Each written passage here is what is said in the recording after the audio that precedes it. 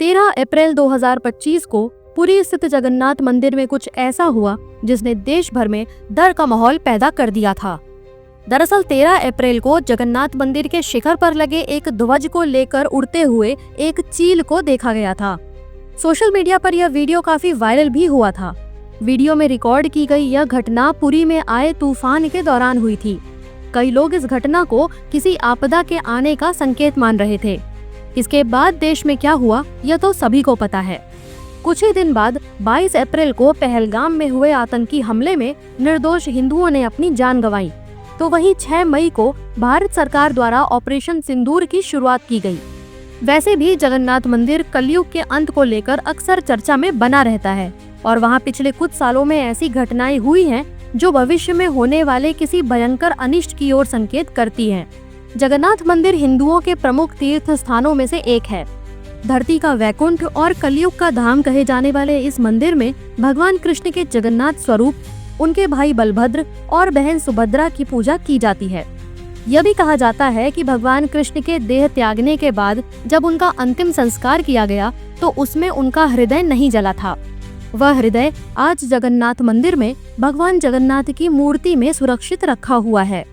लेकिन भारत के पश्चिमी तट पर स्थित द्वारका में रहने वाले भगवान कृष्ण का हृदय आखिर पूर्वी तट पर स्थित पुरी कैसे पहुंचा?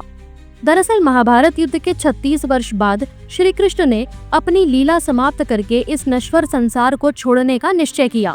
इसमें माध्यम बना एक बहेलिया, जिसके बाण के प्रहार से श्री कृष्ण गंभीर रूप से घायल हो गए और उसके बाद उन्होंने अपने शरीर का परित्याग किया। अर्जुन ने कृष्ण का अंतिम संस्कार किया, लेकिन जहां उनका पूरा शरीर राख में बदल गया वहीं उनका हृदय जीवित रहा। अर्जुन ने उस हृदय को समुद्र में विसर्जित कर दिया। किंवदंती के अनुसार हृदय समुद्र में तैरता रहा और एक नीले रंग की मूर्ति में परिवर्तित हो गया, जिसे नील माधव कहा जाता है। यह मूर्ति पश्चिमी तट द्वारका से पूर्वी तट पुरी तक तैरकर पहुंची थी। नील माधव की इस मूर्ति को आदिवासियों के एक सरदार विश्ववसु ने प्राप्त किया और एक गुफा में सुरक्षित रख दिया। वहां के राजा इंद्रद्युम्न ने जब मूर्ति के बारे में सुना तो वह मूर्ति पर अधिकार करने के लिए अपनी सेना लेकर गुफा के पास पहुंचा, लेकिन तब तक मूर्ति वहां से गायब हो चुकी थी। अब राजा को अपनी गलती का पछतावा हुआ और वो अपने महल वापस लौट गया। एक रात को राजा को सपने में एक दिव्य आवाज ने पुरी के तट पर जाने को कहा, जहां उसे भगवान विष्णु के निशान वाला एक लकड़ी का टुकड़ा मिलेगा। राजा इंद्रद्युम्न को समुद्र तट पर शंख के निशान के साथ एक लकड़ी मिली। यह भगवान कृष्ण का हृदय था, जो पहले नीलमाधव में बदल गया और बाद में लकड़ी में। राजा ने पुरी में एक भव्य मंदिर बनवाया और उस लकड़ी के टुकड़े से जगन्नाथ, बलभद्र और सुभद्रा की मूर्तियां बनवाने का प्रयत्न किया, लेकिन कोई भी उस लकड़ी के टुकड़े पर एक निशान भी नहीं बना सका। बाद में एक बूढ़े व्यक्ति ने दावा किया कि वह उस लकड़ी से मूर्तियां बना सकता है, लेकिन उसने शर्त रखी कि जब तक वह दरवाजा बंद करके मूर्तियां बनाएगा तब तक कोई भी अंदर नहीं आ सकता। वह व्यक्ति स्वयं भगवान विश्वकर्मा थे। जब वह व्यक्ति दरवाजा बंद करके मूर्तियां बनाता था, तब राजा इंद्रद्युम्न की रानी गुंडीचा छिपकर लकड़ी काटने पीटने की आवाज सुना करती थी। एक दिन जब कमरे के अंदर से लकड़ी काटने की आवाज आनी बंद हो गई, तो राजा रानी ने सोचा कि वह व्यक्ति किसी मुसीबत में है और उन्होंने उस कमरे का दरवाजा खोल दिया, लेकिन उन्हें वह व्यक्ति कहीं नहीं मिला। उस कमरे में भगवान जगन्नाथ, बलभद्र और सुभद्रा की अपूर्ण प्रतिमाएं रखी हुई थीं। अब राजा को बड़ा पछतावा हुआ। इसके बाद राजा ने उन्हीं अधूरी मूर्तियों को मंदिर में स्थापित करवाया और तब से इन्हीं अधूरी मूर्तियों की पूजा बड़ी श्रद्धा से की जाती है। जगन्नाथ, बलभद्र और सुभद्रा की बड़ी बड़ी आंखें होने के पीछे भी एक कथा है। एक दिन बलभद्र की माता रोहिणी द्वारका वासियों को भगवान श्री कृष्ण के वृंदावन में की गई रासलीला सुना रही थी। जब भगवान श्री कृष्ण की रासलीला की कथाओं में द्वारकावासी डूबे हुए थे, तो दरवाजे पर सुभद्रा और उनके भाई बलभद्र और श्री कृष्ण स्वयं भी उनके पास खड़े होकर छुपकर कथा सुन रहे थे।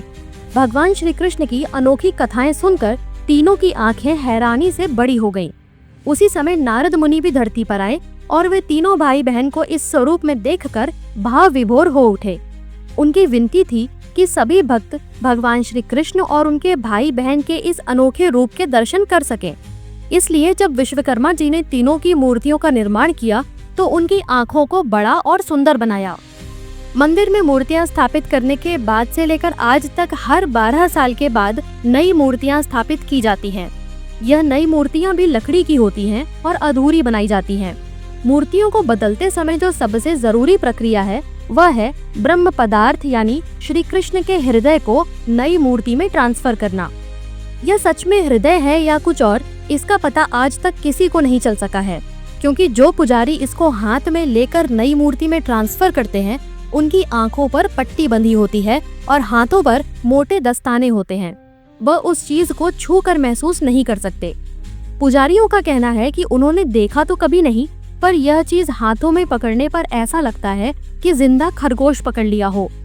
यह भी कहा जाता है कि अगर किसी ने उस ब्रह्म पदार्थ को देख लिया तो उसकी मौत उसी समय होना निश्चित है। हर साल होने वाली जगन्नाथ रथ यात्रा उड़ीसा का सबसे महत्वपूर्ण त्योहार है। आषाढ़ महीने के शुक्ल पक्ष की द्वितीया तिथि से शुरू होने वाली रथ यात्रा 10 दिनों तक चलती है। रथ यात्रा शुरू होने से 15 दिन पहले जगन्नाथ जी को स्नान करवाया जाता है, जिसके बाद वह बीमार पड़ जाते हैं। 15 दिनों तक सेवा होने के बाद जब वह ठीक हो जाते हैं तब रथ यात्रा निकाली जाती है। यात्रा के लिए 3 रथ बनाए जाते हैं। जगन्नाथ जी, बलभद्र और सुभद्रा जी के लिए अलग अलग रथ बनते हैं। इन रथों को नीम की लकड़ी से बनाया जाता है। इस लकड़ी का चयन बसंत पंचमी के दिन किया जाता है और अक्षय तृतीया के पवित्र दिन से रथों का निर्माण शुरू होता है। जगन्नाथ जी के रथ का नाम नंदी घोष, बलभद्र के रथ का नाम तालध्वज और सुभद्रा के रथ को पद्म रथ कहते हैं। आषाढ़ शुक्ल पक्ष की द्वितीया तिथि को शुरू होने वाली रथ यात्रा के दौरान अपने अपने रथों में बैठकर तीनों नगर भ्रमण पर निकलते हैं। ढोल, नगाड़े और शंखों की ध्वनि के बीच भक्तगण इन रथों को खींचते हैं। यह रथ गुंडीचा मंदिर की ओर प्रस्थान करते हैं। कहा जाता है कि गुंडीचा भगवान जगन्नाथ की मौसी है। 7 दिनों तक अपनी मौसी के घर रहने के बाद जगन्नाथ, बलभद्र और सुभद्रा वापस अपने घर के लिए निकलते हैं। इसे उल्टा रथ यात्रा भी कहा जाता है। यात्रा शुरू होने के 9वें दिन रथ वापस जगन्नाथ मंदिर पहुंचते हैं, जहां एकादशी को पुनः तीनों की स्थापना मंदिर के गर्भगृह में की जाती है। पुरी में आयोजित होने वाली रथ यात्रा दुनिया की सबसे बड़ी और सर्वाधिक देखी जाने वाली रथ यात्रा है। जगन्नाथ मंदिर एक ऐसा जीवंत मंदिर है जिसको कलयुग का धाम भी कहा जाता है। चारों धामों में से बद्रीनाथ सतयुग का धाम है, रामेश्वरम त्रेता युग का धाम कहा गया है, द्वारका को द्वापर युग का धाम, तो वहीं जगन्नाथ मंदिर को कलयुग का धाम कहा गया है। भगवान जगन्नाथ उड़ीसा के लोगों के आराध्य देव हैं और वे लोग इस मंदिर की सुरक्षा और भगवान जगन्नाथ की गरिमा बनाए रखने के लिए प्रतिबद्ध हैं। मंदिर और भगवान की शोभा बनी रहे, इसलिए इस मंदिर में किसी भी गैर हिंदू का प्रवेश वर्जित है। दरअसल इतिहास में ऐसी कई घटनाएं दर्ज हैं जब इस्लामी आक्रमणकारियों ने इस मंदिर पर हमला करके इसको क्षति पहुंचाई है। इन सभी हमलों के दौरान भगवान जगन्नाथ की मूर्ति को मंदिर से कहीं दूर छुपा दिया जाता था। मंदिर से जुड़े इतिहास को जानने वाले बताते हैं कि इन हमलों की वजह से भगवान जगन्नाथ को 144 वर्षों तक मंदिर से दूर रहना पड़ा। मंदिर की सुरक्षा और भगवान जगन्नाथ की गरिमा बनी रहे, इसलिए जगन्नाथ मंदिर में किसी भी गैर हिंदू को मंदिर के अंदर जाना अलाउड नहीं है। इन सभी जानकारियों के अलावा इस मंदिर के कई ऐसे रहस्य हैं जो आज तक अनसुलझे हैं। इस मंदिर में कोई साइंस, कोई लॉजिक काम नहीं करता और यह सभी रहस्य हम इंसानों की समझ से परे हैं। जगन्नाथ मंदिर से जुड़े कई रहस्यों पर मैंने एक विस्तृत वीडियो बनाई है, जिसका लिंक आपको ऊपर दिए आई बटन में मिल जाएगा। साथियों, उम्मीद है इस वीडियो से आपको अवश्य ही कुछ नया जानने को मिला होगा। अगर हाँ, तो इस वीडियो को एक लाइक करके अपने फ्रेंड्स और फैमिली में जरूर शेयर करें। चैनल पर नए हैं तो इसे सब्सक्राइब करके बेल नोटिफिकेशन को ऑन कर लीजिए, ताकि आगे आने वाली वीडियोस आपको सबसे पहले मिल सकें। मिलते हैं अगली वीडियो में एक नए टॉपिक के साथ। नमस्कार, जय महाकाल।